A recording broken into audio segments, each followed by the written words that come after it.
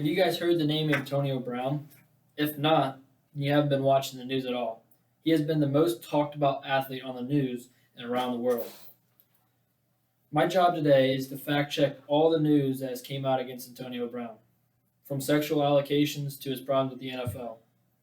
Even if you aren't a fan with football fan, familiarize his name with yourself. I am a huge football fan and have been following the news story very closely. I also am a big fan of Antonio Brown until these allegations came out. I will be explaining the claims against Antonio Brown, fact checking the sources. Now, here is why Antonio Brown is no longer a receiver in the NFL. AB, or Antonio Brown, was accused of three different accounts of rape. Brittany Taylor is the big name. Brittany was Antonio Brown's trainer at Central Michigan University. According to Bleacher Report, on September 23rd, Taylor came out with these allegations 2 years after it happened, on two separate sexual altercations. The other report is a painter who was drawing for Antonio Brown for a fundraiser.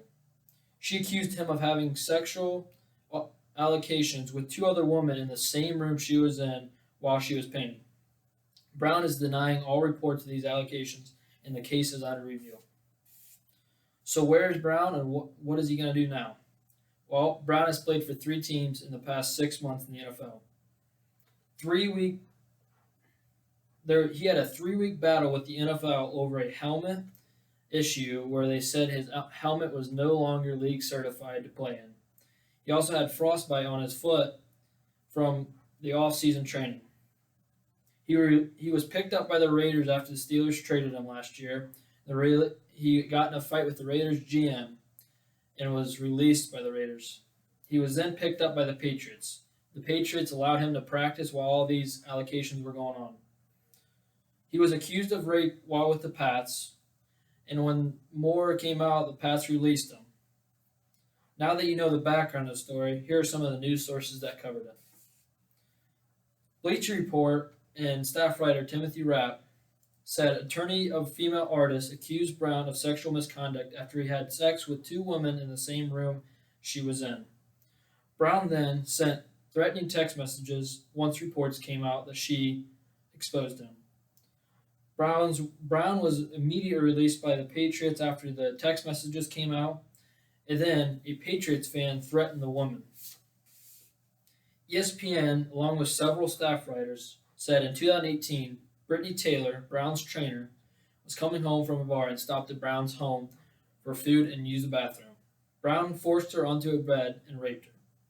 Brown's lawyer then came out and said Brown and Taylor had a consensual relationship and any sexual interactions was extremely consensual. The New York Times and Big Shapiro said 3 separate incidents and 2 by trainer Brittany Taylor came out against Brown. The 2 with trainer Brittany Taylor happened one during training session and on her way home from the bar, like I just mentioned. He exposed himself to her without her permission and then kissed her continuously. Pittsburgh CBS local news and staff writer Rick Walsh said Brown went to Twitter after all these altercations came out against him.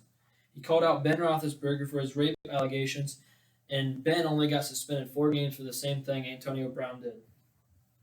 Then Pats owner Robert Kraft for his sexual altercations this summer, and he was only fined. SB Nation and staff writer Tim Datter said Antonio Brown not only had problems with the sexual assaults against him, but his helmet controversy led to problems with the Raiders GM along with the Raiders staff. His frostbite on his feet kept him out several weeks of training camp, and all of these led to him getting released by the Raiders and then eventually getting released by the Patriots. Although tons of news sources covered this story, almost every news source found him guilty. So bias or not, usually in cases like these, there are 2 sides of the story, but every single news source has the same story and is against Antonio Brown. So, in the past 6 months, like I stated earlier, 3 different teams in less than 1 year, several sexual allegations cases, problems with the NFL and coaches and players, AB has had an interesting last 6 months to say the least. AB is just trying to find a spot in the NFL if that'll ever happen. What would you do in AB's shoes? What should he do?